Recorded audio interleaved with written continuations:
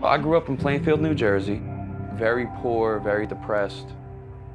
Barely any food in the cupboards. I could remember my sister and I breaking into neighbors' houses just to get food to eat.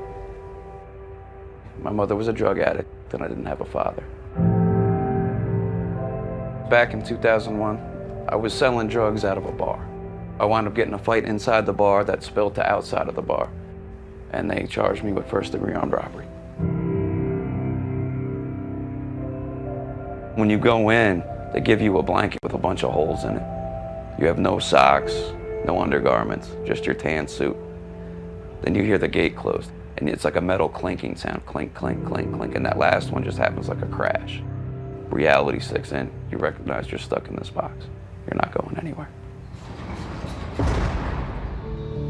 The first time that I got to sit down one-on-one with a student, I had a really tough time. We were doing a lesson on simplifying fractions, and all it really took was showing that person that you believe in them and that they can get better with some practice.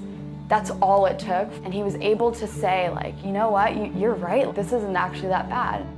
It was the most rewarding experience for me that I've ever had up until that point, seeing that light go off in that student's brain. And it really just reinforces the common capabilities and humanity that we all really have. Petey Greene allowed me to see that there was more to life than what there was. And they had some crazy idea to bring volunteer college kids in. And that's when I met Julia. And I was working on a lot of Greek homework. I asked her, you know, because I was curious, why are you here? Like, how much do they pay you? Because that's what you think, you know, nothing's free in jail. And she's like, well, I don't get paid, I volunteer. So I said, okay, you know what? If people are coming in volunteering, I'll give them 100% of what I got.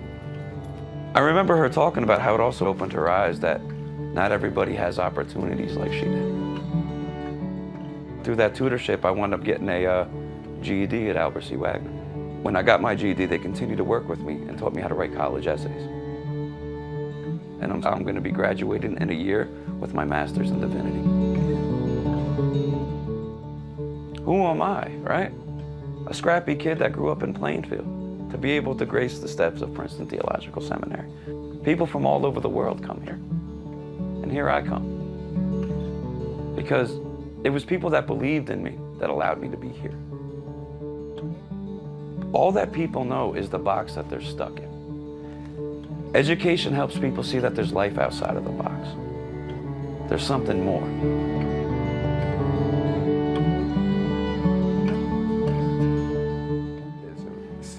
If people truly cared about making sure the prisons aren't clogged and overpopulated, they'd allow people to be educated because they see there's more to life than what they've been shown. What helped me beat recidivism was the opportunity to go to college, because I was able to focus on something that was positive and give it my all. And also, you know, I was able to make an impression on a lot of people who didn't know me as inmate 810161D. They knew me as Walter Fortson.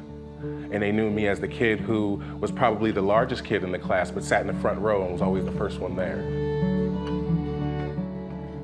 It brings a tear to my eye when I see people continually being involved in the Petey Greene Program, coming out of prison, going to college. They're not what people said they are. They're not what they tell themselves. You know, it shows you that roses still can grow from the concrete.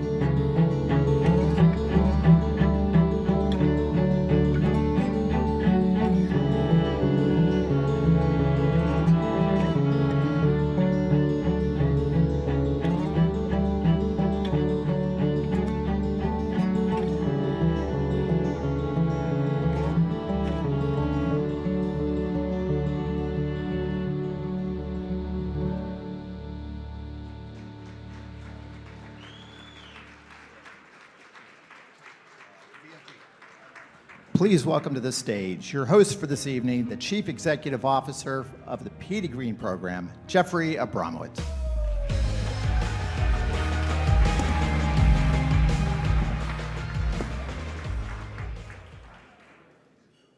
Wow, what a great night. What a great night, what a great venue.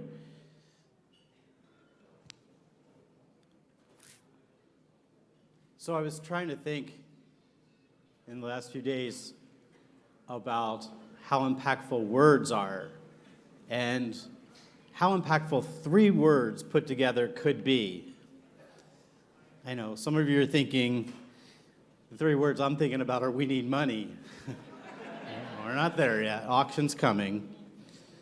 I think the first 3 words that I want to share with you tonight are the words, I don't know. They're the 3 hardest words that anyone can possibly speak.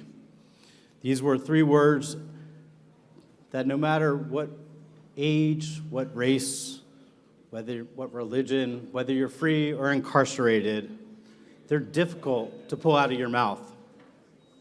For those impacted by our criminal legal system, these words are often the difference between a life behind the walls and a life in a free community with a family filled with success. These 3 words take courage. I don't know my multiplication table. I can't read. I don't know how to use a computer. Yesterday, I spent the last 2 days, as you're going to hear today, with Larry Miller and Lila Lacey, his daughter. And we were with a student at one of our partners' adult literacy agencies, Beyond Literacy, who's in the room. And big shout out to Beyond Literacy. Amazing program.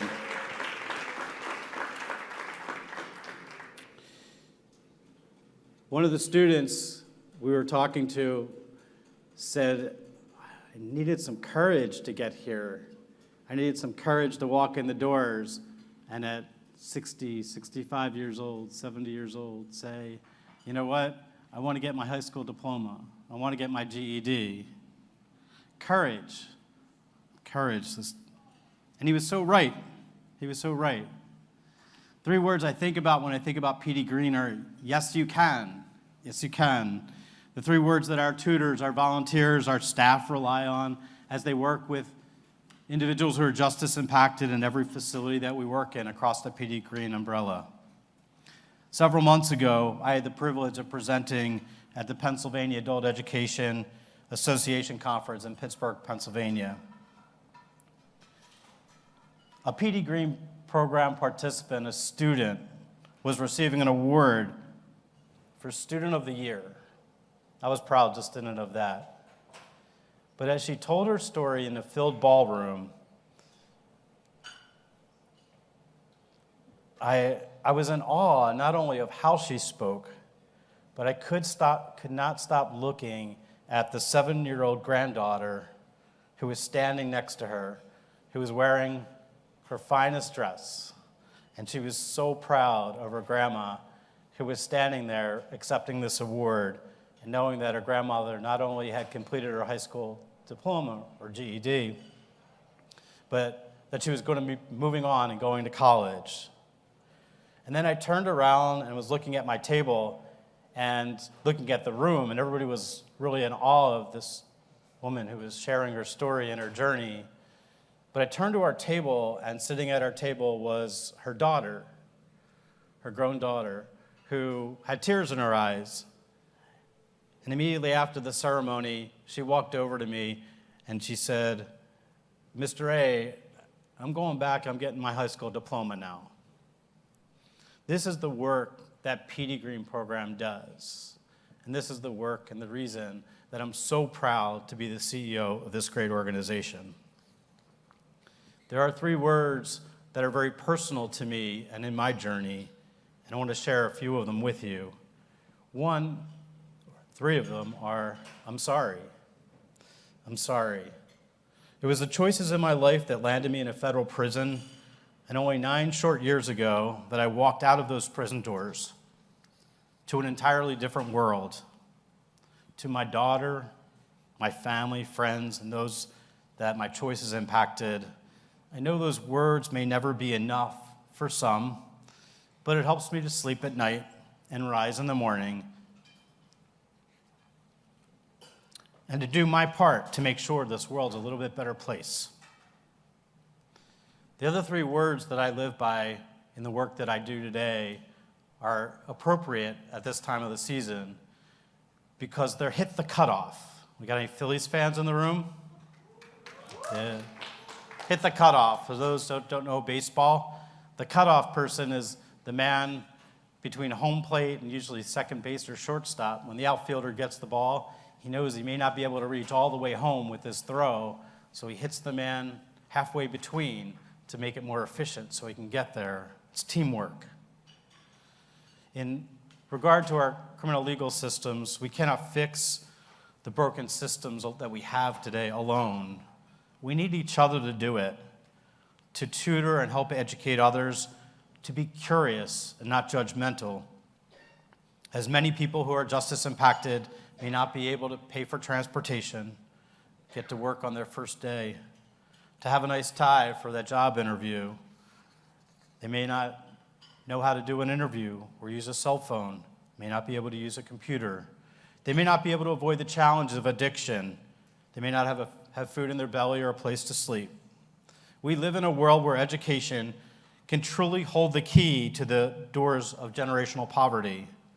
Through the work of the Petey Greene Program and adult literacy agencies like Beyond Literacy and career training partners, some that are in this room tonight, we're slowly seeing the power of education, but it will in fact take a village to change the game.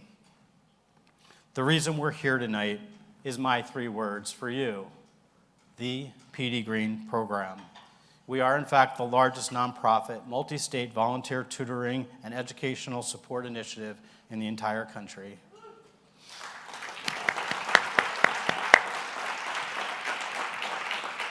Since its founding, the Petey Greene Program has reached more than 18,000 students and who we've served, and over 8,000 volunteer placements, and worked in more than 120 tutoring sites, both behind and beyond the walls of our prisons and jails.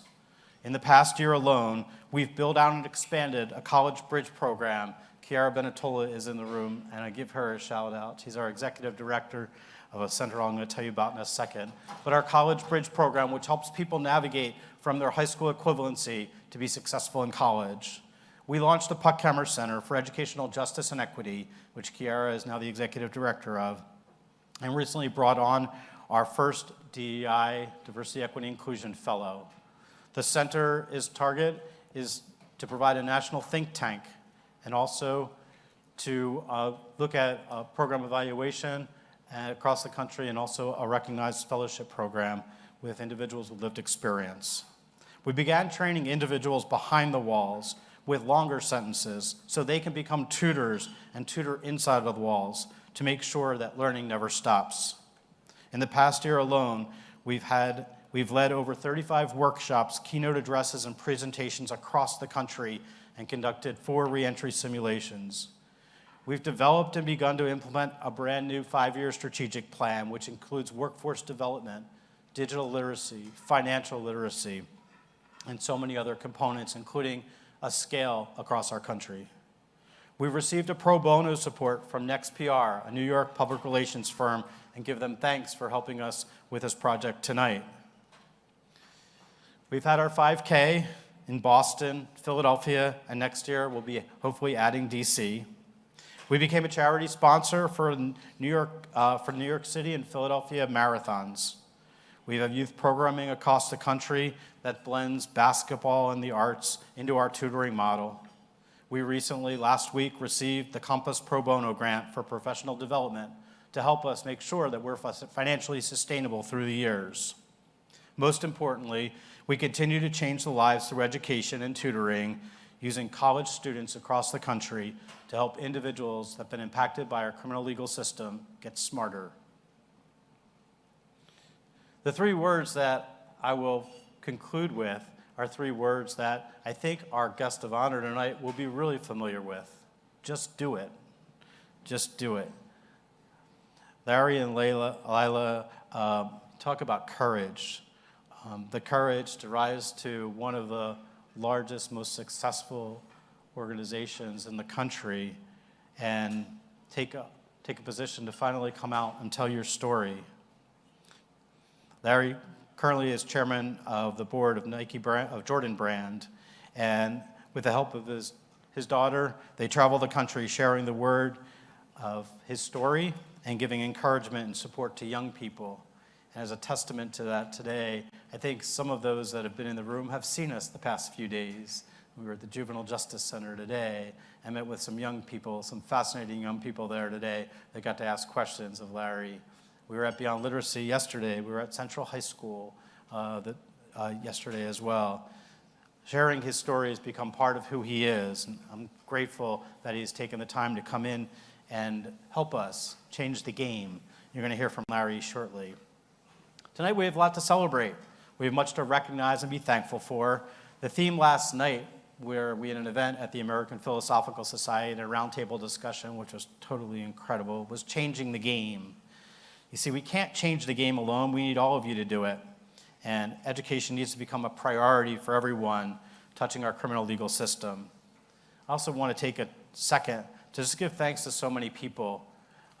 First of all, our Petey Greene Program Board of Directors, a number of them are here tonight, and a new board member, Cherie Syfax, who is in the room today. Cherie, stand up, could you? Right there. So part of our journey the last 2 days was to do a tour of Philadelphia and see some great places, and we had to go to Booker's Restaurant. If you haven't gone, this is my plug. You need to go to Booker's because we had a fantastic meal there yesterday in West Philadelphia. I want to give a big shout out to our Petey Greene Program staff, all the staff that are here that have traveled from all over the place that have done just an amazing job orchestrating tonight and the last few days and keeping it together. In particular, Meg, and stand up for a second, Meg, Sarah, Anna, McHaley, and our two interns, Hannah and Abby. Also, we had some board members. I know Cherie was involved, but give them a big round of applause. Gosh, they deserve that just for the food alone.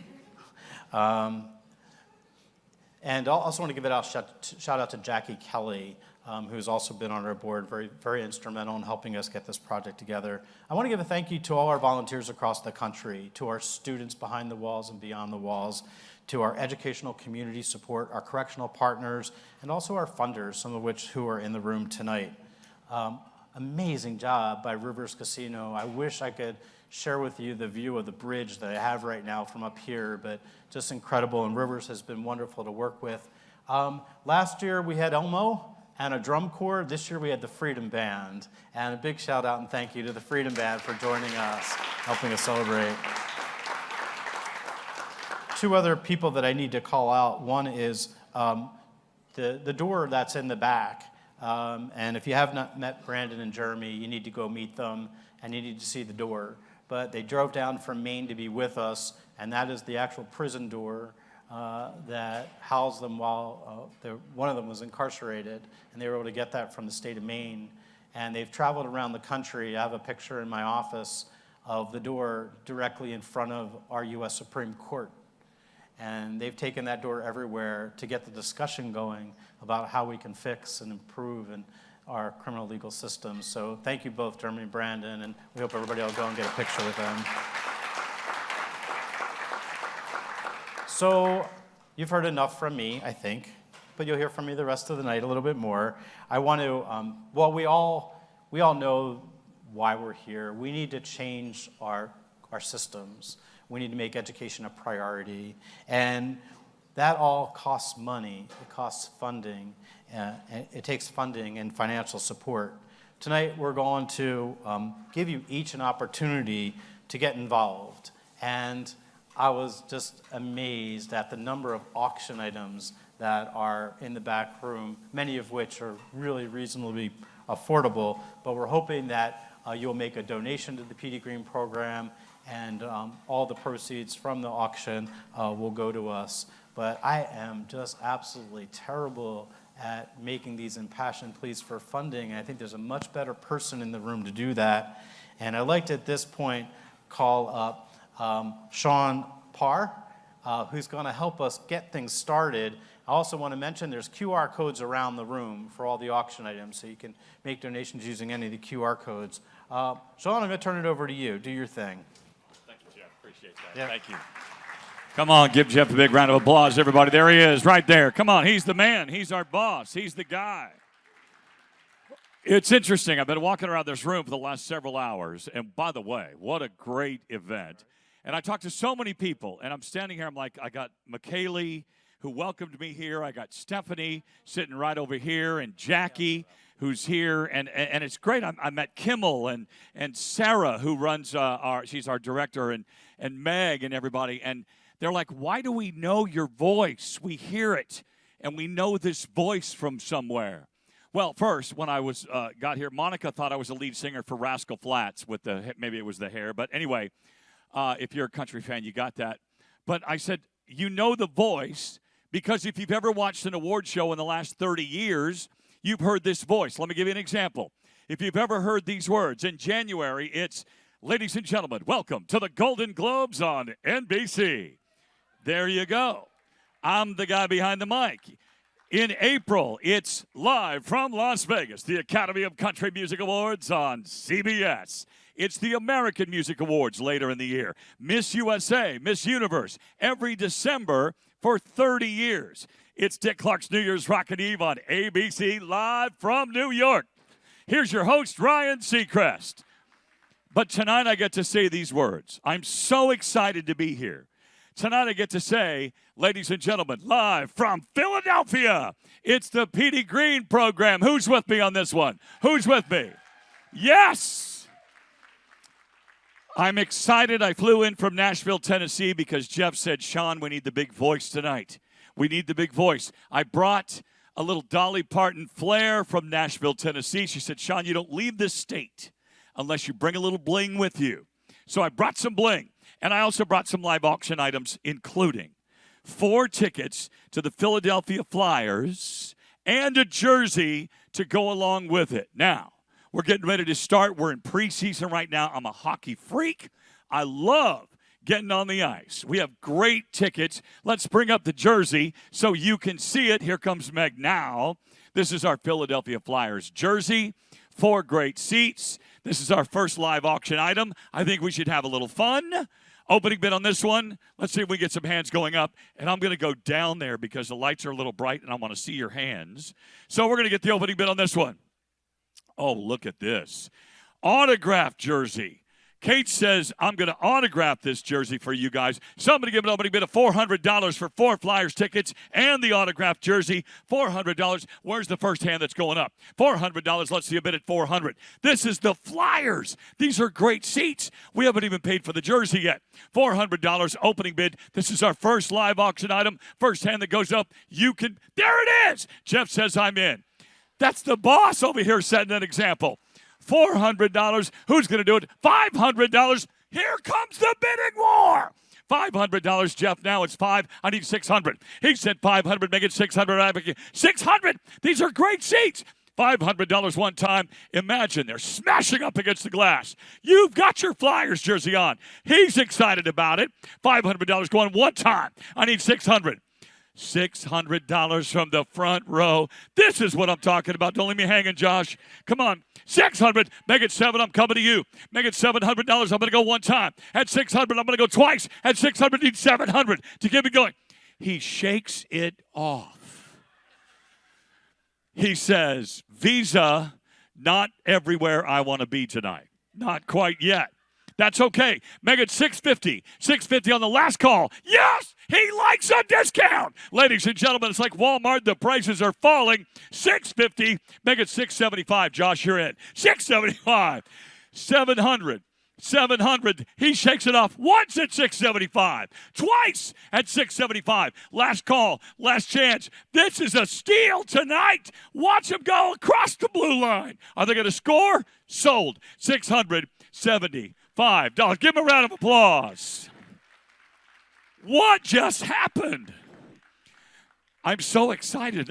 I sound like Peter Brady right now in the Brady Bunch. If you're as old as I am, you know what the Brady Bunch is. When it's time to change. He squeaked when he did this whole voice. Anyway, next up, we have got, oh boy, Patriots tickets. That's right. Oh, I know we're not Patriots territory. I know. They just give me the tickets. 4 great seats. to the Patriots. I've got some stuff that's going to go up on the board in a minute, but they threw these tickets in at the last minute. We had a volunteer come and say, hey, let's raise even more money tonight. Let's give them the Patriots tickets. I know we have some Patriots fans in here. Some people were talking about them over at the silent auction table. I'm going to say, wow, I hate to do this. 4 Patriots tickets, great seats, opening bid on this one. Does this include parking, Sarah? It does. Now it just went up to $11,000. I'm kidding. Oh, this just in. Ladies and gentlemen, 4 Patriots tickets with parking, and I'm being told Tom Brady doesn't play for him anymore, but we've got on-the-field passes for you. Oh, suddenly they like it. I'm going to bid $500 right now. I'm bidding $500. Bid against me. Go ahead. I dare you. Here it comes. $500 opening bid at 5. $500. Who'll say 600? Let's go. 600, 700. Where's 800? My back to you for 8. Looking for $800. Where are my Patriots fans? It's 7 over here. Make it 800. Looking for 800. Yes! Did you see what he just did to you? Kathy, we're talking Patriots on the field. Parking, the parking alone is worth $800. There it goes. $800. He's excited about it. Let's go to 9. Looking for $900. We'll make him pay. Visa, MasterCard. You come to this event, you better believe we take American Express. Here we go. She says, where's 900? New bidder. Could be trouble. 900, make it 1,000. 1,000. Yes! He's looking to go deep into the end zone. He said 1,000, make it 1,100. Make it 1,100. Yes! Make it 1,200 right back. 1,200. 13, where are you? 1,300, that's the bid we're looking for. Parking, this just in. 1,400 the bid, make it 1,500. 14 the bid, make it 15. I'm telling you right now, 4 tickets to a Patriots game, on the field passes, and parking. 14 is a steal. Make it 1,500. Yes! 1,500. 16. Youssef coming right back in. 16 the bid, make it 17. Where's this one going to stop? The Goodyear Ship Eagle right now is showing this on ESPN. They can't believe the action that's going on in this room. It's 16. No, it's 17. I need 1,800. 17 the bid one time. Let's go twice. Make it 1,800. Last call. 1,800. Last chance. I'm walking. I'm stopping. Sold $1,700. He got it. Here's the cool thing. One of our board of directors, yes, sir, national board of directors, thank you so much. Give him a big round of applause. He's out here spending money tonight. Let's go to the screen for our next one. Take a look at this. This right here, oh my gosh. This is a jersey autographed by one of the greatest Philadelphia Eagles of all time. I'm telling you, Saquon Barkley says, Sean, we want to be a part of this event. Somebody give me an opening bid on this one. There's the stats right there. We don't even have to go over the stats. We could just say one of the greatest worn jerseys of all time. And take a look. We put it in a frame. There's the frame. We put his picture on the frame, and we even put it in lights just for you. There it is. I will do this. I will throw in a year's supply of batteries if you get this jersey, which will take you like 2 batteries because they last forever. They're ever ready. When you're looking, no, they're the copper top. Stop it. Here we go. Opening bid on this one. This has got to go a little bit higher. We got to pay for the frame first. I will say $700 right now. Opening bid at $700. Let's go this way. Looking for $700. Somebody say $700. Looking for $700.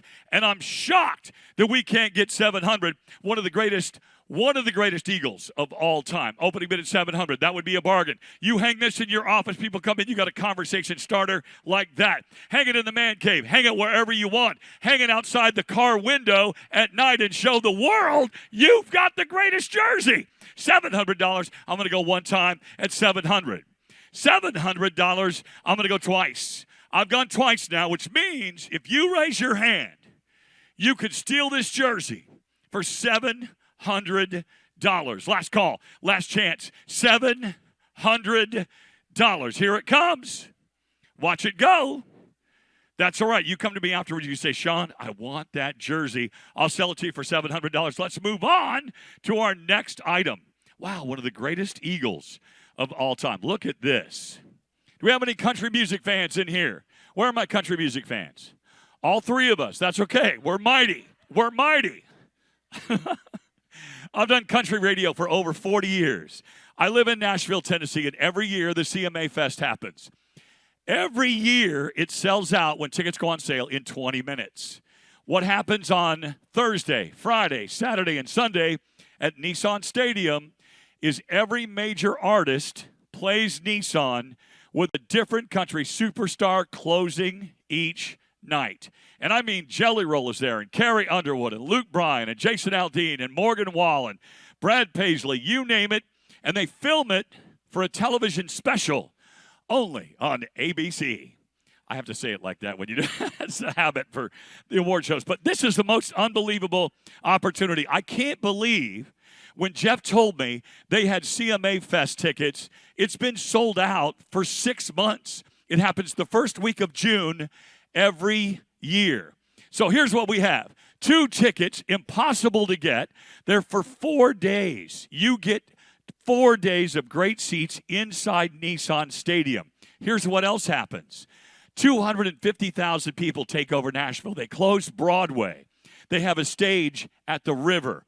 Kelsey Ballerini plays. It's amazing to see Winona shows up.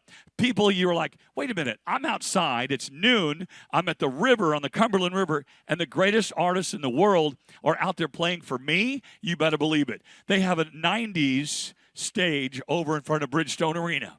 It's all included. You walk up, you've got some of the greatest artists, and you don't know who's going to show. Randy Houser. It's unbelievable. Brad Paisley played the Bridgestone stage. Clint Black showed up, did like half an hour with his beautiful wife, Lisa Hartman Black. Unannounced. It's an incredible week of fun. You get 4-day passes, Monday or Thursday, Friday, Saturday, Sunday. You get inside Nissan Stadium. I get so excited over CMA Fest. I'm there all day, every day. You'll probably see me running up and down Broadway like a madman without the jacket, but it's a lot of fun. Here we go. Opening bid on this one. And I'm going to tell you right now, if you were to buy these tickets tonight, I don't care what you pay for them. You put them online, you will double your money. I don't care what you pay for them. You will double your money. You shouldn't do it because this is a bucket list item. Opening bid on this one is $2,000. It's $2,000 and worth every single penny. I'm going to go one time at $2,000 around the room for CMA Fest. $2,000. This is unbelievable. I had tickets the other night go for $5,000. And that was where we started. This woman was so excited. She leapt out of her seat and said, I'll pay $5,000. It went crazy. $5,000 was the bid. Tonight it's $2,000, and you can steal it. I'm going to go one time at $2,000. I'm going to go twice at $2,000. Last call. $2,000. Last chance. $2,000. Yes, we've got him. He said, Sean, I'm in. $2,000. That deserves a round of applause. Yes. Hold on just a second. We have the photo collage, right? We have a photo collage that goes with this one. This is a limited edition Country Legends photo collage that we're throwing in as well. $2,000 is the bid. Somebody say $2,200 on the first call. $2,200. I'm going to say once at $2,000. I'm going to say twice at $2,000. Why am I yelling? Because I'm so excited. $2,000 last call. $2,200 last chance. $2,200 sold. $2,000. I have never sold CMA Fest tickets for under $5,000. Good for you. Give them another round of applause. All right, I'm going to say this. I know, where did my good friend go? She's over there. Stephanie's still here. There she is. This one going up next, you're not going to believe. She was drinking wine earlier. We started talking about Silver Oak. Every year, to celebrate the new vintage, Silver Oak does a celebration. And they do it twice a year, every February and every August. It is by invitation only. And you are invited because Jeff said so tonight. Jeff, Sarah, Meg, they got you tickets, 2 tickets to an exclusive vintage celebration. Nobody gets these tickets. They shut the town down. The chefs come out. They cook the greatest food, and you sample the greatest wine that Silver Oak has to offer. It gets better. It's 3 days and 2 nights. Take a look at the Westin Barraza Resort in Napa Valley. Here's my favorite part. You get shuttled to the party and back, and then they take you around town, and you do wine tasting all around with Silver Oak. It gets better. When you get there, take a look at that. It includes your choice. You get a 750 milliliter bottle of Silver Oak waiting for you in your room, or you can get a Magnum for even more wine during your celebration. Because that 750 milliliter bottle, they will custom etch whatever you want in that bottle.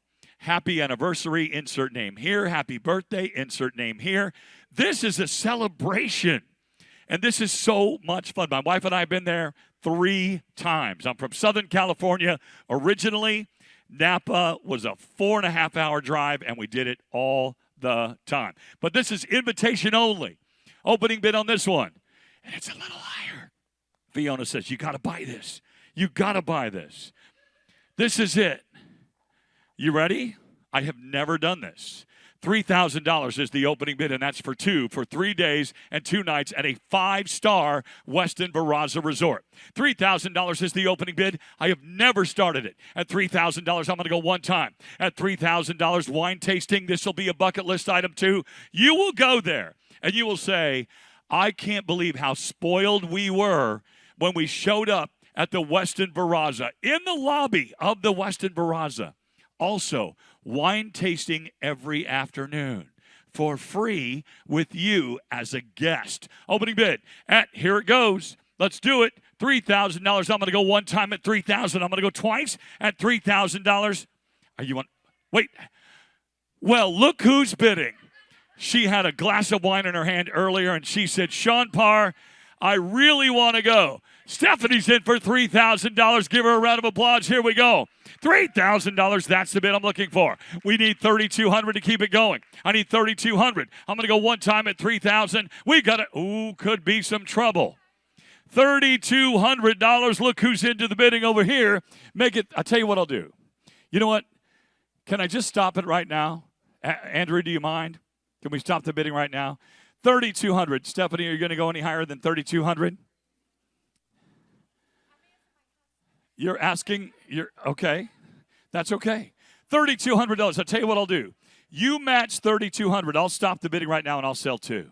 That's $6,400 for tonight's amazing cause for the Petey program. You say yes. I say yes. She says yes. You had it for 32.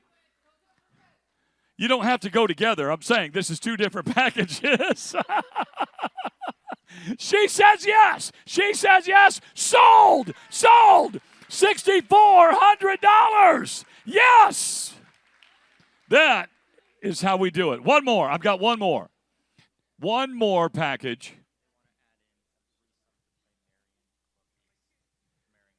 This just in.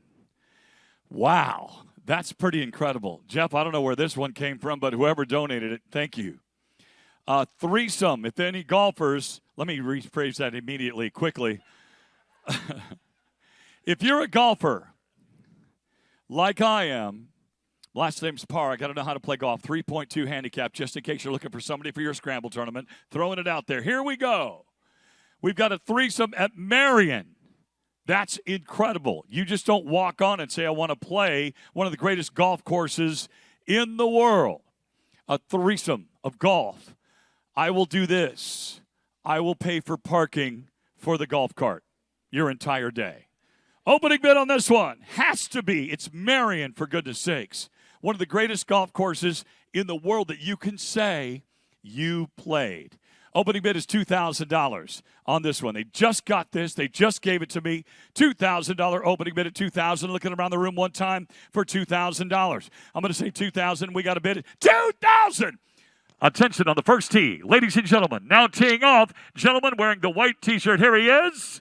$2,000. Somebody say 2,200. Let's go over here. I'm looking for 2,200. Here it comes. He said $2,000. Let's go one time at $2,000. Let's go twice at $2,000. Somebody say $2,200. 2,200. Looking for 22. Last call.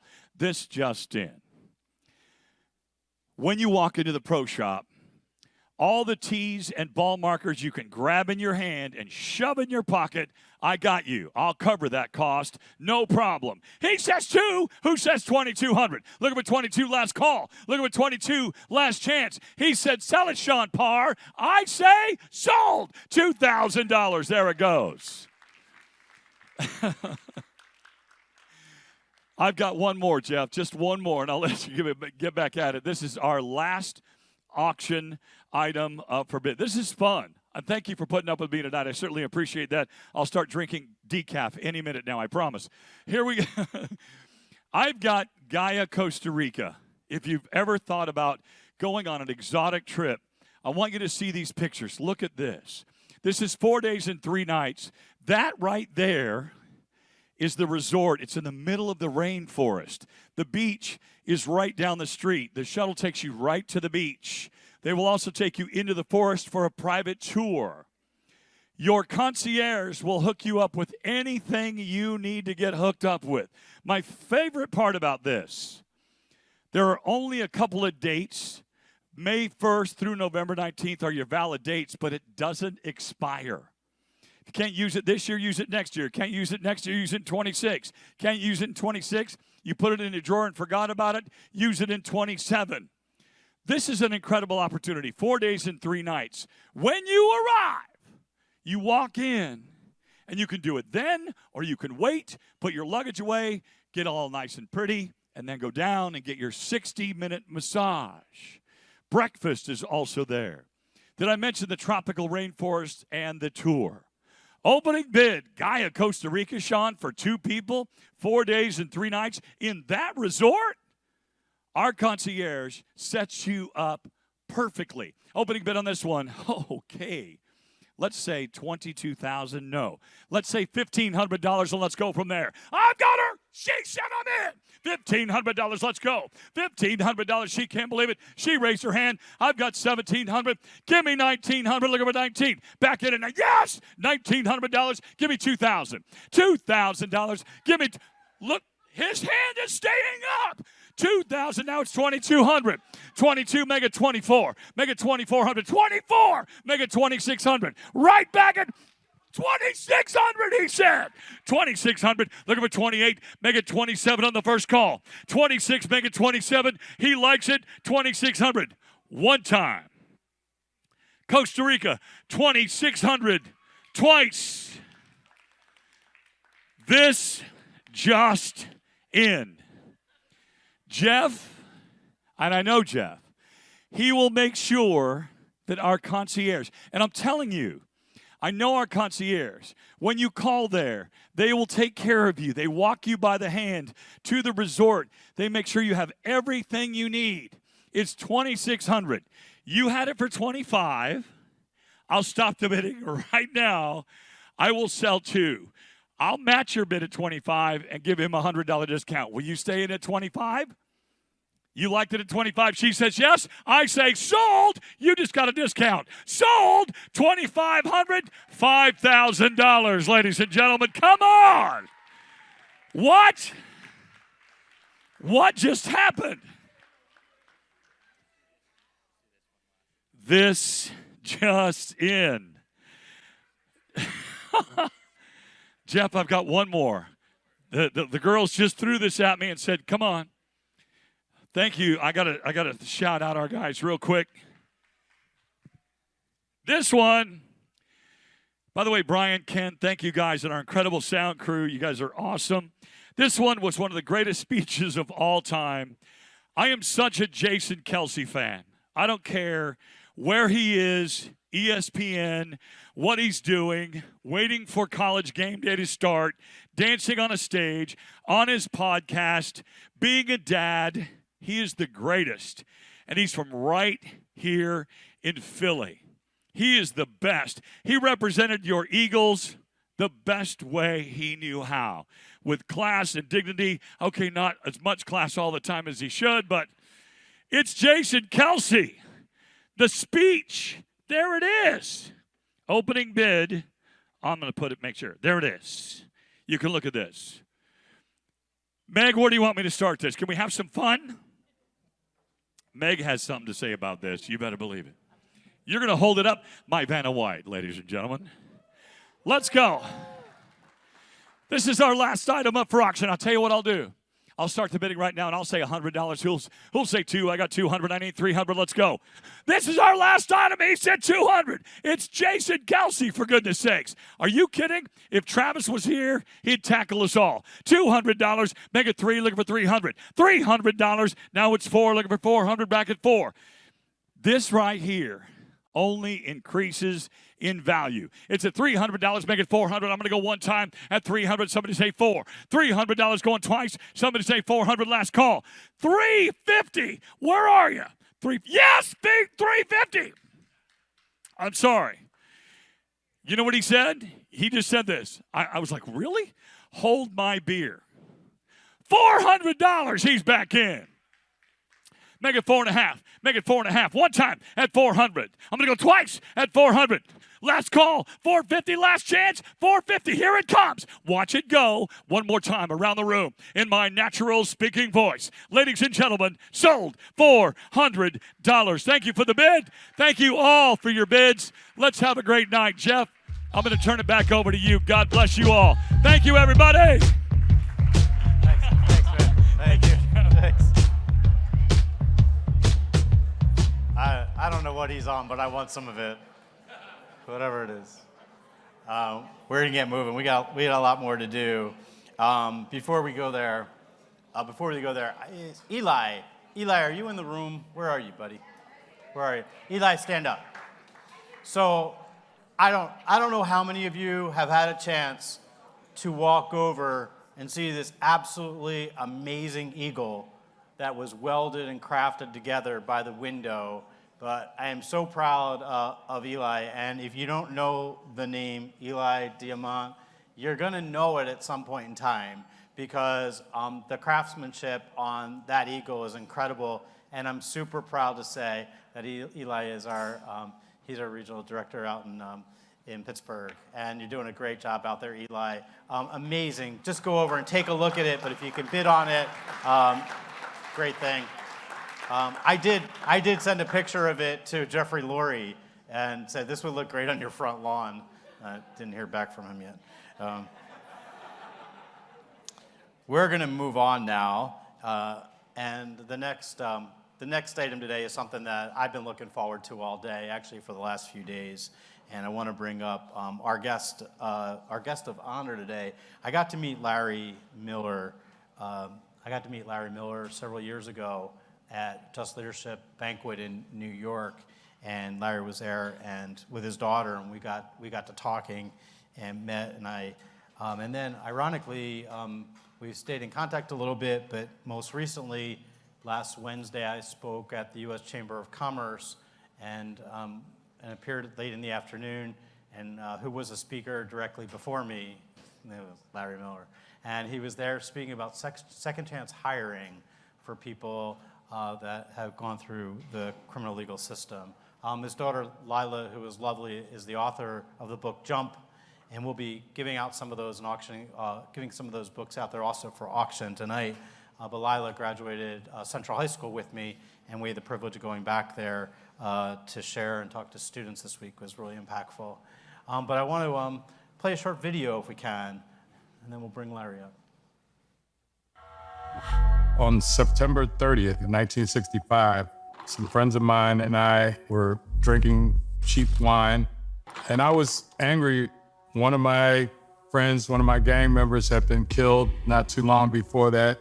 We encountered Mr. White, had no indication that he was actually from a gang. I thought he was, but later found out that he probably was not. And after a few words, I shot him. You know, he died probably right there on the scene. And it was just a senseless act. And I wish I could go back and undo it. I wish it would never have happened. And I regret it every single day. My best friend, when I was incarcerated the last time, just got out about almost 2 years ago, after 52 years in prison. He didn't do anything any worse than I did. He ended up doing 52 years of his life in prison. And I went to become the president of the Portland Trailblazers, running the Jordan brand. And one of the things that I've struggled with, the whole idea of why me? Of all the people I know, of all the folks I was in and out of jail with, all the folks that I did criminal stuff with, why me to be the one that gets to move to the situation that I'm in or get to be where I am? And I think part of the reason why is to tell this story.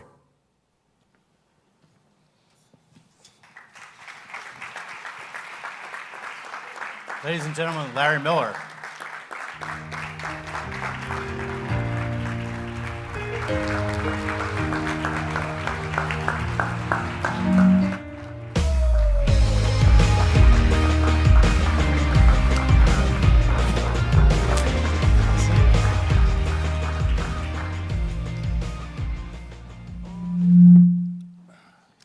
Wow, kind of surreal. Wow, so we spent the last 2 days together, Larry. We've come back and just recap of the last 2 days. We've been driving around the city together, and you've shown me every place in West Philadelphia that you sold fish. And it's been remarkable. I was wondering if you could share a little with the audience, a little bit about your story and your journey, in particular, why jump? Well, actually, that little video clip kind of told part of my story. The part that it didn't share was that the last time I was incarcerated, I was able to get my education. There was a program at the prison I was at where you could actually take classes inside the jail. You could actually. Neither one of them working. That's all. But anyway, you could take classes inside the jail, and then you could actually move into these trailers that were outside the jail, live in those trailers, and go to school every day. And I was able to get into that program, got my associate's degree while I was in that program, transferred to Temple University, transferred my credits to Temple University, moved to a halfway house in North Philadelphia at 15th and Cecil B. Moore. Got my bachelor's degree from Temple. Started working at Campbell Soup Company. And Campbell's had a program where you could, if you finished class, they would reimburse you 100%. So I got my master's degree while I was at Campbell Soup, and then continued to build my career. But the biggest part about that is that for all of those years that I was building my career and moving into different jobs, people that I was close to, worked with every day, had no clue about my background. They had no clue about where I come from and the things that I had been involved in. And I lived that way and hid this story for almost 40 years, where I built my career without people knowing about my background and my story. And my oldest daughter, who Jeff mentioned earlier, worked on me for many, many years and finally convinced me that I should share this story and that it could motivate and inspire some folks. We went up today to the Juvenile Justice Center and had a chance to talk to some young men there. And I think they could relate to what I was saying, or they could connect with me because they realized that I come from the same place that they are right now. And I look at those young men and I see myself sitting in those chairs, and I see myself in those young men. But what my hope is that they can look back at me and see themselves in me, and that they can look and say, even if I'm where I am today, doesn't mean that I have to stay here. And from putting the book out and from sharing my story, I feel like I'm an example of the fact that people can change their life. People can, change their life and become positive contributors to their communities, to their society. And I just think that everyone deserves that opportunity to do that. I know you've heard me say this already, but there's a quote that I like to use that says that in this world, talent is distributed equally, but opportunity is not. And I believe if you go anywhere in the world, you will find talented people who just have never had the opportunity to express that talent. And when I was incarcerated, some of the smartest, most creative people I've ever met are people I met while I was incarcerated. And I think we need to figure out a way to tap into that community, tap into that resource that where there's all this creativity and intelligence that's just sitting there. And I think we need to figure out a way to unleash some of that creativity and some of that intelligence. And I think it'll be better for all of us. To me, so one of the things that I'm kind of proud of is the fact that Harvard Business School decided to do a case study based on my story. And one of the charts that they put in the case study shows that the recidivism rate is around 72%. So 72% of people within 3 years or so are back in prison after getting out. And I know because I was a part of that system. I was caught up in that revolving door. But the survey showed that if people learn a trade or a skill, a marketable trade or skill, 77% drops to 30%. I'm gonna take this thing off in a minute. 77% drops to 30%. And if people get a bachelor's degree, 77% drops to 6%. And with the master's degree, it's at 0. So that to me is a clear indication that education, learning a skill, being able to come out and provide a living for yourself and your family, people don't go back to jail if they're given that opportunity. And so, since my story came out, I've been fortunate and blessed to realize that there are a number of organizations and people that are out here doing great work, like my man Jeff here and the Petey Greene Program. There are a number of organizations and people that are doing incredible work. And so what I've tried to do is to support that and lend my support to these organizations and people that are doing incredible work to move forward the quest to improve our criminal justice system. This is like the easiest interview I've ever.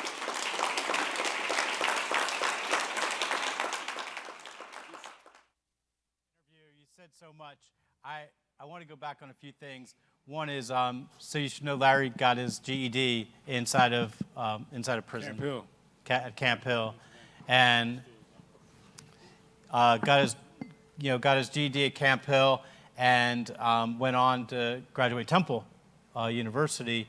I want to go back to something though that struck me earlier today. We were talking, and you, as a result of the book, you got to the highest ladder, one of the largest companies in the country, most popular brand in the world probably, and no one knew your background. And you had Michael Jordan by your side.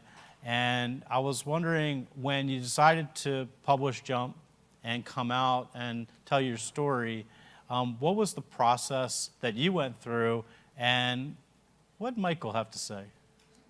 So again, it was my daughter who kind of pushed me to. Yeah, let's see if we can get that. Is this? Neither of my mics are working. It's working. So. Yeah, you're good. Can Just you hear talk me? Close. There you go. Talk close. All right. There you go. Like I said, my oldest daughter, was the one who kind of pushed me to share this story, and we worked on it for like 13 years, mainly because I didn't want to do it, and I kept pushing it back and pushing it back.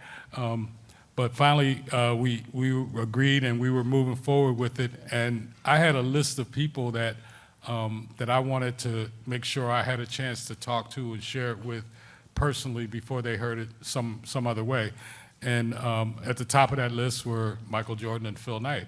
And it was during the pandemic, so I had to reach out to them virtually, and reached out to both of them and just sent them a text and said, hey, something personal that I'd like to talk to you about.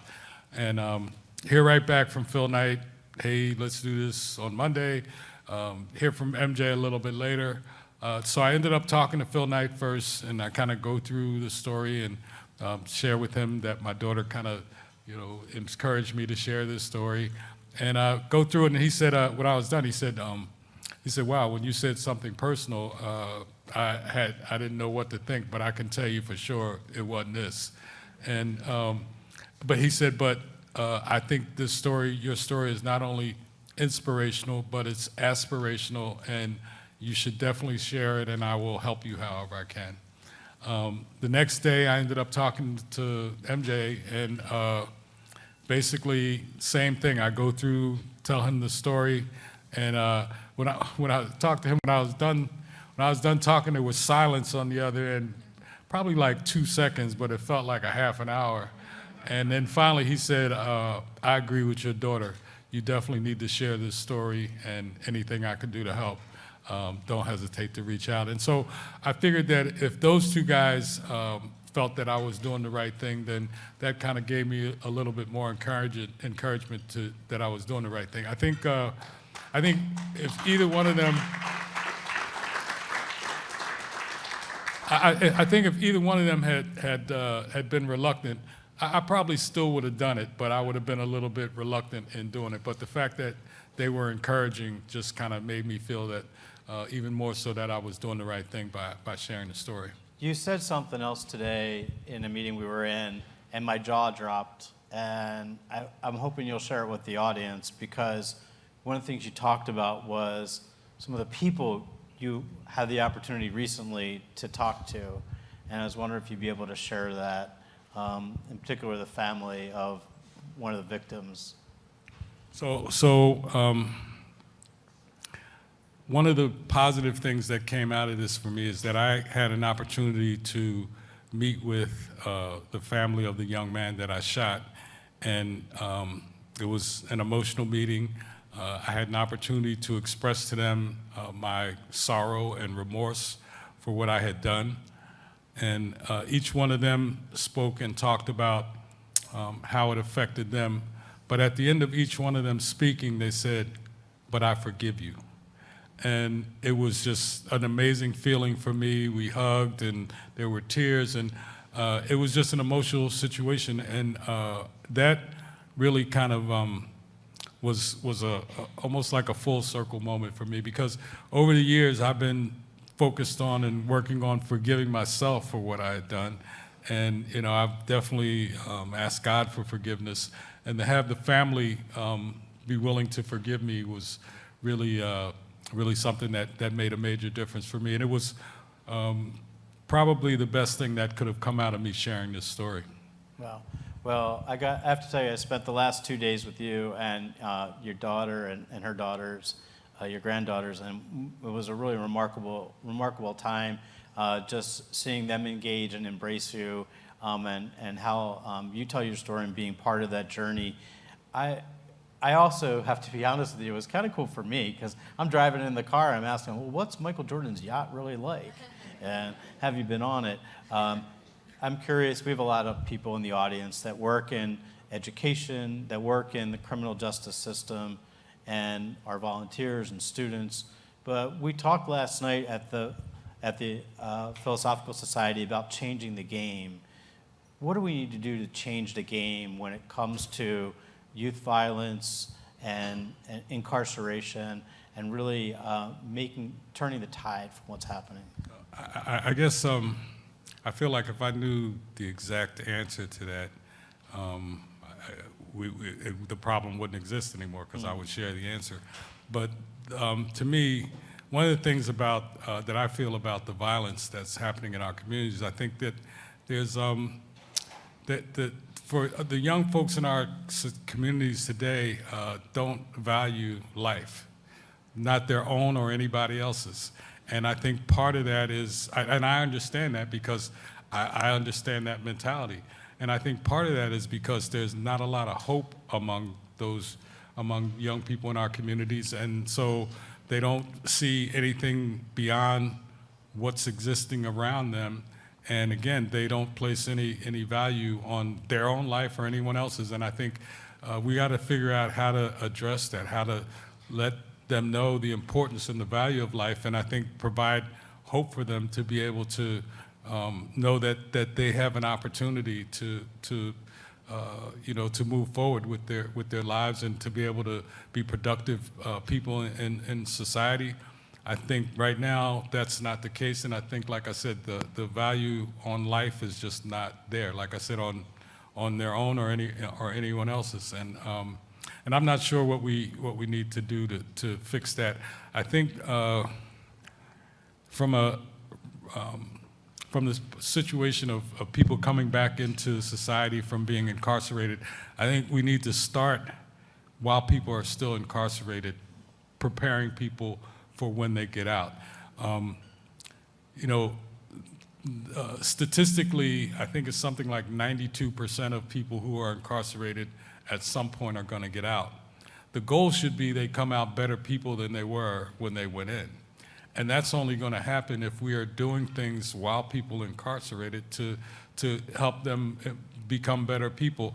I'm never going to be one to say that someone commits a crime they shouldn't pay. You should pay for the crime that you commit. But that doesn't mean your life should be over. It doesn't mean that you never get an opportunity to raise a family, to have a decent job. It shouldn't mean that that's the end for you because you made a mistake or committed a crime or committed multiple crimes. I think it's when people I think there are a lot of people, I would say probably the majority of people that are incarcerated would want to change their life. They just don't know how. They don't know what to do. They don't know how to approach it. They don't know what they can do different from what they've done in the past. And again, I know because I was there. It was education that allowed me to change my life. And once I realized that I could change my life through education, that became my goal, and that became what I pushed for. But for somebody else, it might be it's a skill of some type. It might be something different than education. But I think providing opportunities for people to at least figure out what they can do and how they can change their lives, if that's something that they truly want to do. Because it has to be that you really want to change, you really want to be different, you really want to do something different with your life, but you also have to be given the opportunity to do that. And I think right now, there's not enough of that opportunity provided. The program that I got involved in when I was incarcerated last doesn't exist anymore. It was eliminated in the mid-90s.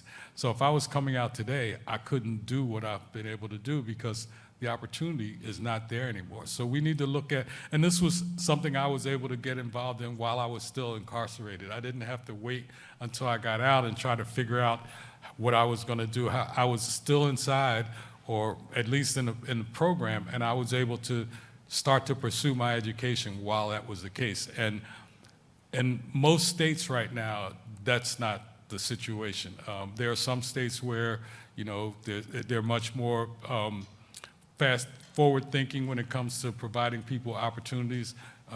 Pennsylvania right now ain't one of them. I think we're getting there and we're making improvements and we're moving forward in Pennsylvania, but I think we still have a ways to go to be able to have people, come out of prison prepared to be contributors to their community, prepared to give back and support their families and do the things that most of us want to do in life.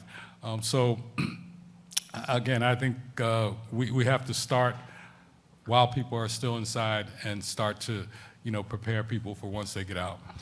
So Larry, I started my talk today talking about 3 words, and I mentioned one, but I want to thank you for your friendship, but for your courage of stepping up and doing what you're doing today. So thank you very much for being here.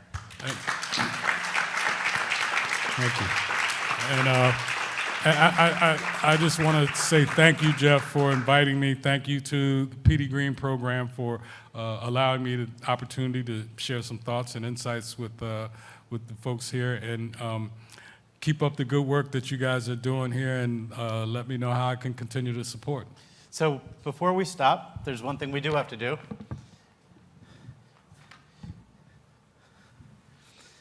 And last night we were able to honor your daughter with a Petey Greene Community Leadership Award for inspiring those with lived experience to achieve their dreams, 2024 for Larry Miller. Thank you. Thank you, McKenna.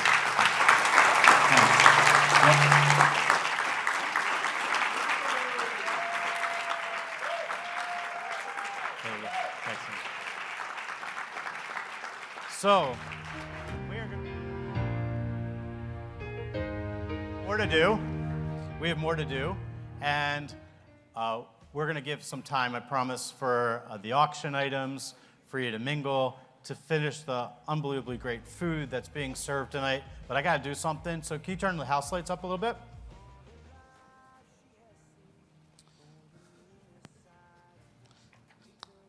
So there's somebody in the room tonight that I think you need to meet. And I'm going over to him because he's a dear, dear friend. And he's this gentleman sitting right here. His name is Jim Farron. Jim, how are you? Great. So take it out. Take it remote. Do a remote mic. There you go. Sorry, I forgot to get that. So Jim, is that good? There we go. Jim, hold that. There you go. So Jim, why don't you introduce yourself to this audience? I'm completely overwhelmed, but I'm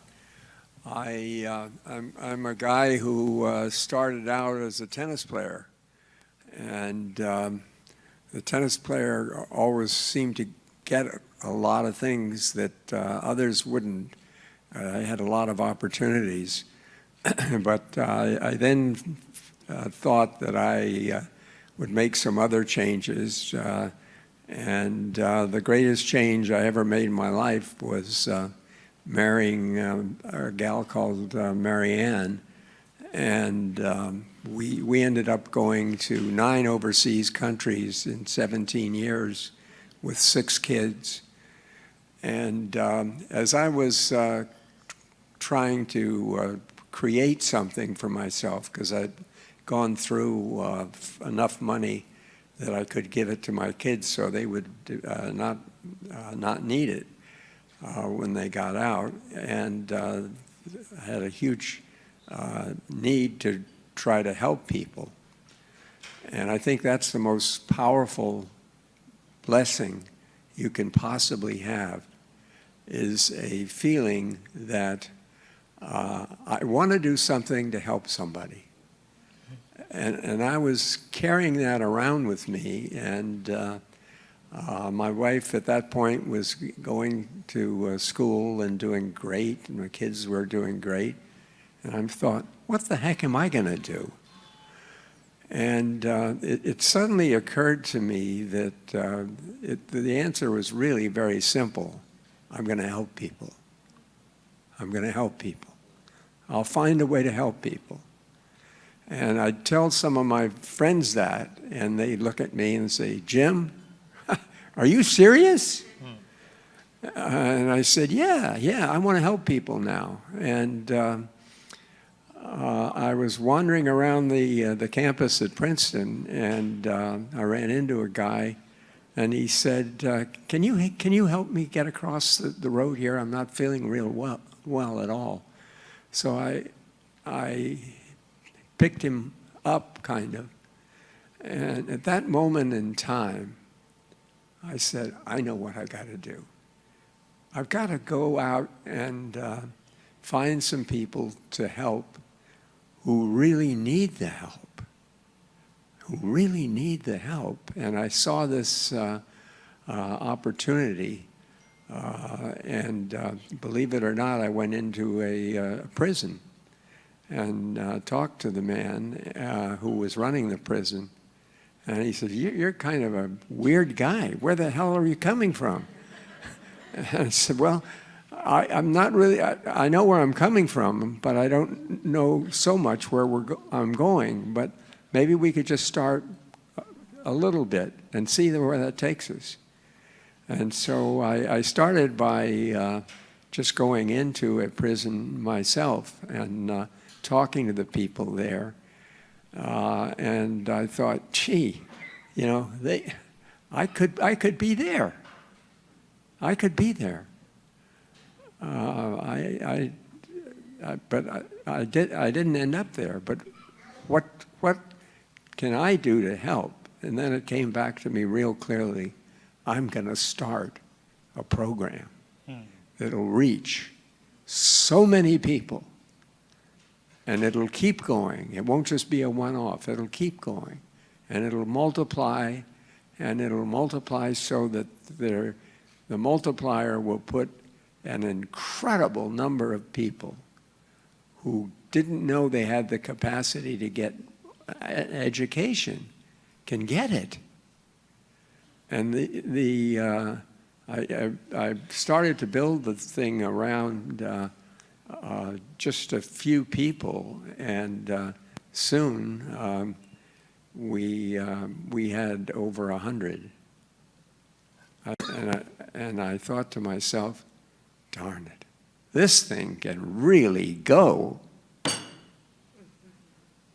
This thing can really go, and it can open the doors for a lot of people. And I thank the Lord, I thank God, but as I hear these stories here, I'm just blown away. And I think this program has no limit to how far they can go. Has no limit. So Jim Farron, first executive director of the Petey Greene Program.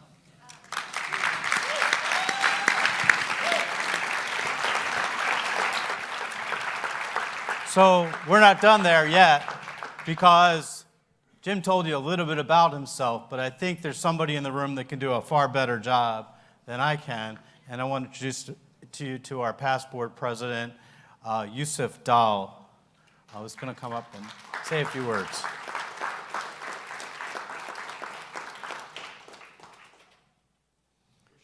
Thanks.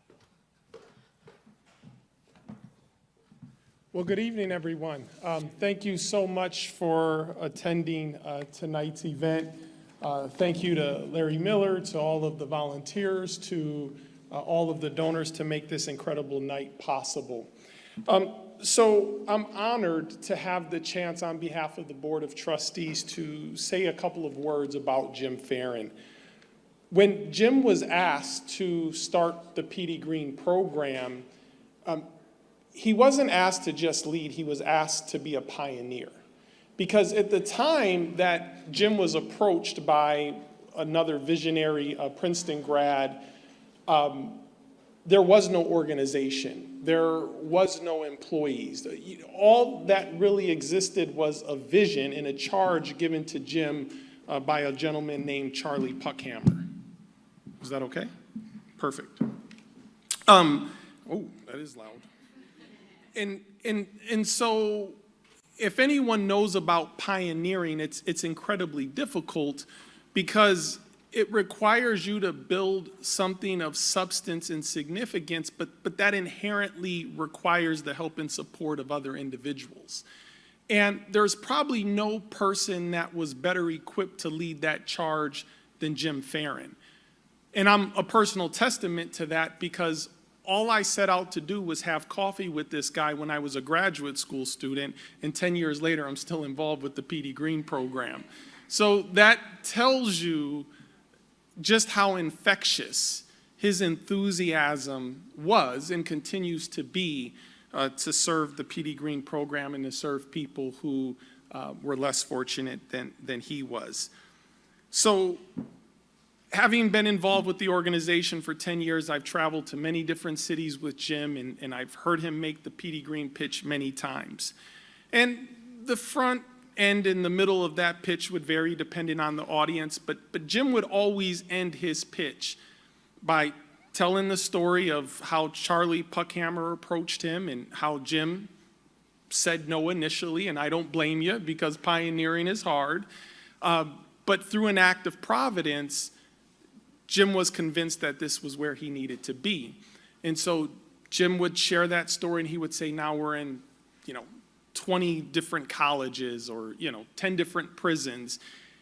And he would say, but you haven't seen nothing yet.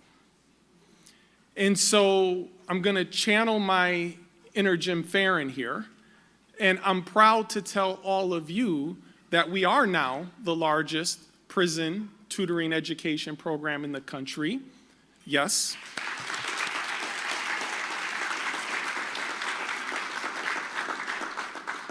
That we have an incredibly successful college bridge program, and that we just launched the Charlie and Cordy Puckhammer Center for Educational Equity and Justice.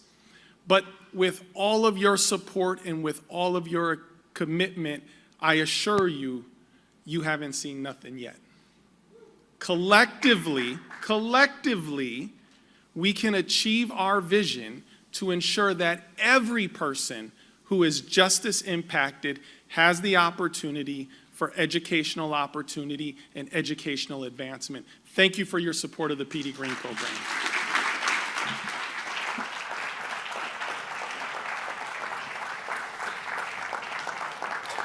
So, we're not done yet, because in honor of Jim Farron, we've created a scholarship award.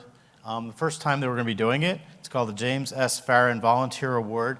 It's going to be awarded tonight, and our recipient, I believe, is in the house. Fiona, we want to introduce her. Hello, everybody. I'm Fiona Flynn. I am the division manager for the Philadelphia region of the Petey Greene Program, and I am honored to stand before you tonight to present the inaugural Jim Farron Volunteer Award, named after someone whose dedication and passion for education justice has set the foundation for the work that we do today. This award celebrates a tutor who not only uplifts our students, but also exemplifies leadership and a deep commitment to transforming the criminal legal system. And it is with immense pride that I introduce this year's recipient, a remarkable individual who has embodied the values of the Petey Greene Program in every sense, Saiba Tandon. Now,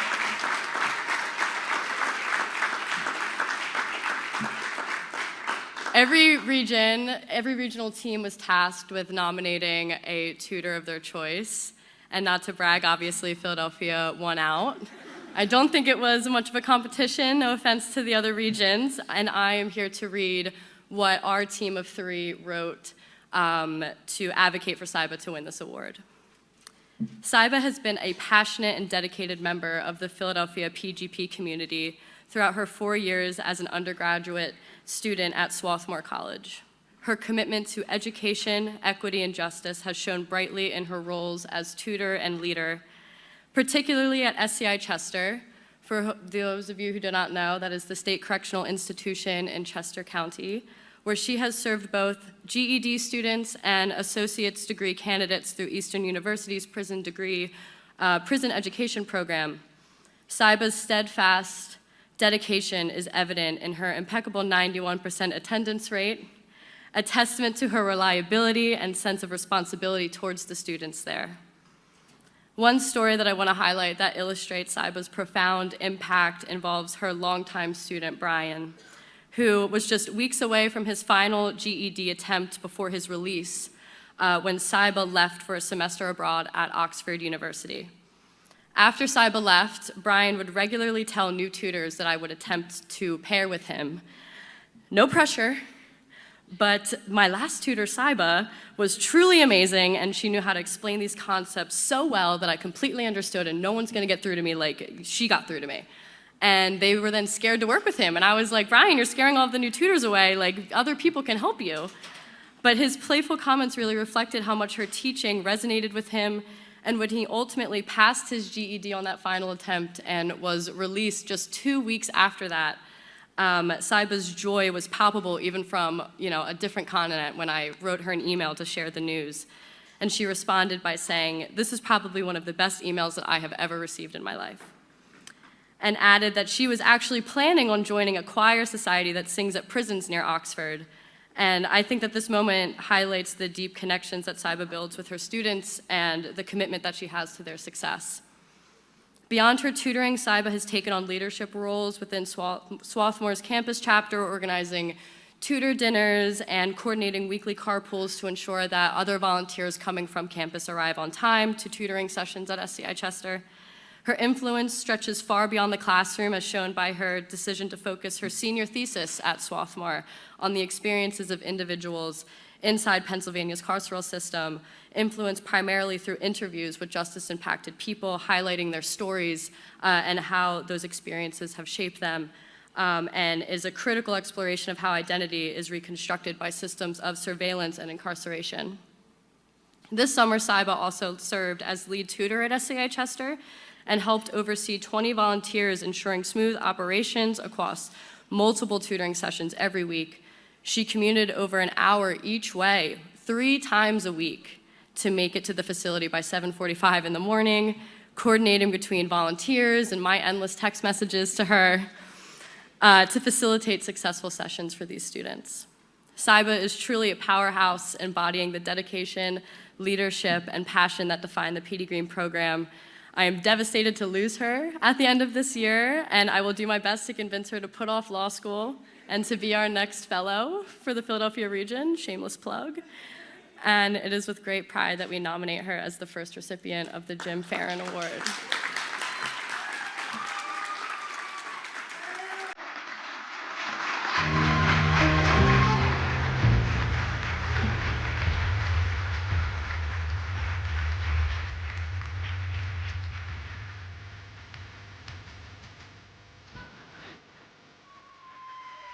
Oh my gosh, I'm so overwhelmed right now. Yeah, this is a bit of a shock for me. Kai and Fiona had told me at the reentry simulation a few weeks ago that this was happening, and I was like, what do you mean, an award for a volunteer? That doesn't make sense. But wow, I cannot say thank you enough to the Petey Greene Program nationally, but especially Philadelphia's chapter. Fiona and Kaya and everyone else a part of this team has been truly transformative in changing people's lives, not only inside, but also outside.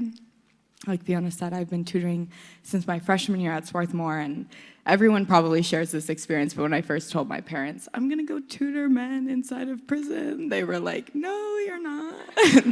What do you mean? We're not signing that waiver. But I did it, and I stuck with it, and it has been the greatest decision I've ever made in my life. It's completely shaped who I am as a person and the purpose of my life. Well, yeah, Petey Greene it's my livelihood. I'm really not a morning person. Like, Wednesdays, Thursdays, Fridays are the only days you will catch me waking up early for Petey Greene. Any other day, I'm in bed till probably noon. But yeah, I cannot say thank you enough to everyone a part of this program for making education not a privilege, but a priority and a need for every single member in our society. I also want to extend a special thank you to Professor Reeves, who has been foundational in the Petey Greene Program at Swarthmore College, and my experience tutoring and connecting with men and women inside of Philadelphia's institutions. And yeah, this is an amazing program, and I'm so, so lucky to be trusted by everyone here and the men inside and the women inside to come in every week and tutor them. It's the greatest honor of my life, and I will keep doing it, whether it's in Pennsylvania or anywhere else, until my last breath. So I'm very committed to this. Thank you so much, everyone.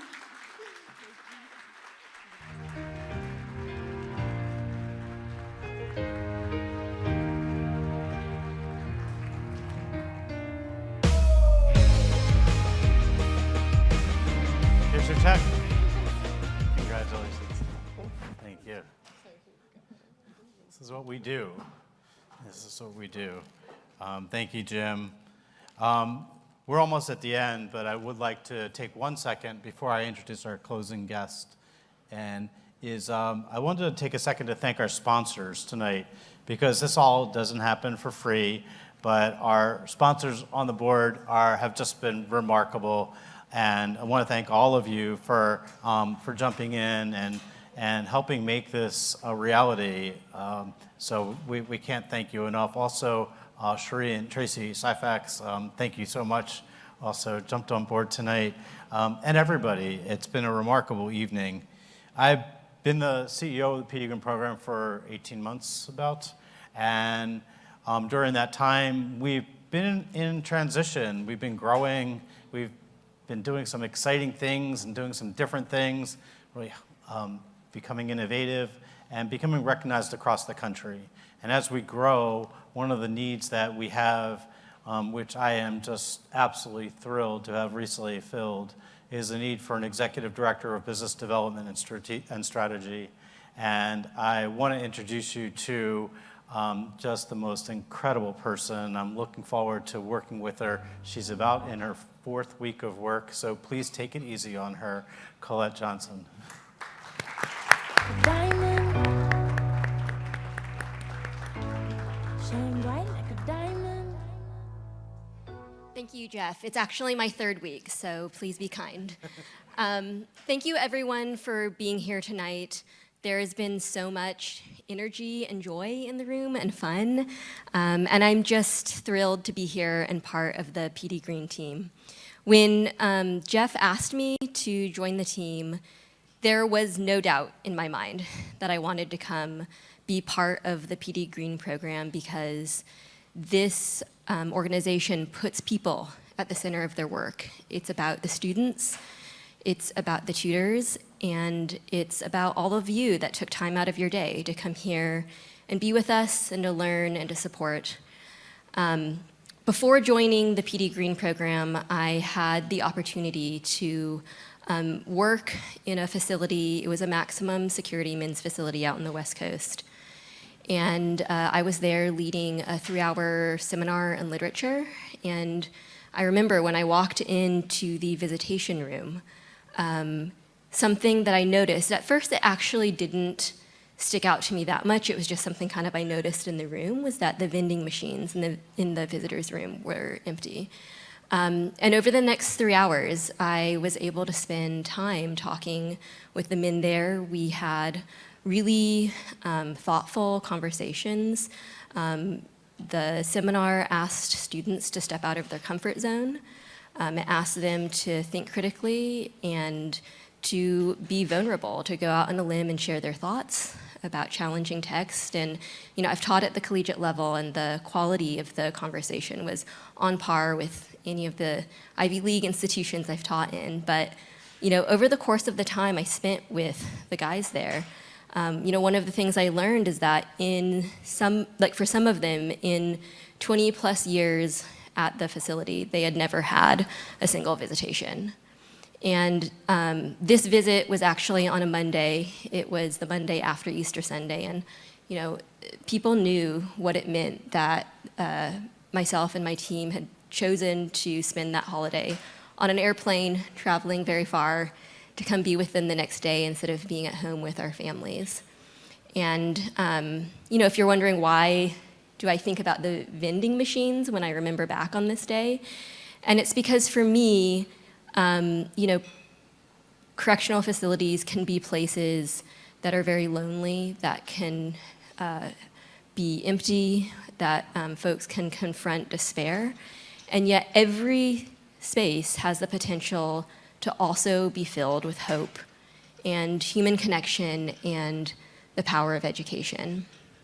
And for some folks, maybe waking up in the morning and making the decision on that day to go to their college bridge class, or maybe for some folks, finding the courage to be vulnerable and to need to have someone in their life like a tutor who they trust, who they can say, I've set an educational goal, but I need help getting there. Those can be life-changing experiences for people. And the Petey Greene Program this year released our strategic plan, and it's focused on growth and expansion. And I really believe that all students deserve to be able to have a tutor that believes in them, to be able to have those trusted relationships and that joy and that human connection and the potential to be a part of education that is life-changing. And I think that folks in this room are here tonight because they believe in a lot of the same things that I believe in. And so I hope that tonight, in the time that we have left together, everyone will think about what each and every one of us can do to take one more step forwards in supporting all of our shared goals, whether it's making a donation or signing up to be a tutor, or you can like us and you can repost us on social media, which helps us spread the word about the phenomenal work that the Petey Greene Program is doing. I hope that everyone here tonight will be able to do something that helps our program grow. So thank you all again for being with us tonight, and thank you, Jeff.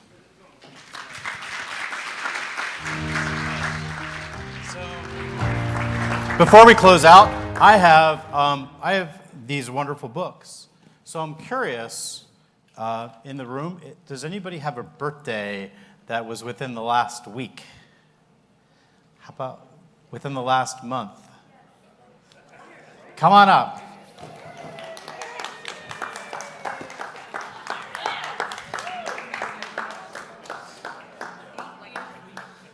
Anybody else? We got another one? There we go. We got a few of them. Hey, wait a second. How are you? Philly Truce is in the house, guys. There you go. I got 2 more left. Oh, yeah, Tracy just had your birthday. There you go, man. There you go.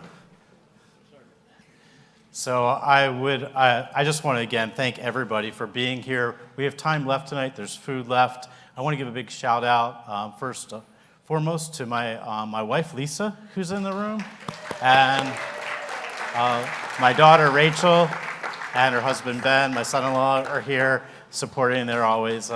Thank you guys so much. All of our friends in the house. Also, one last just huge shout out for the Petey Greene staff who put this all together, and specifically Meg. Meg, get up here. Yeah.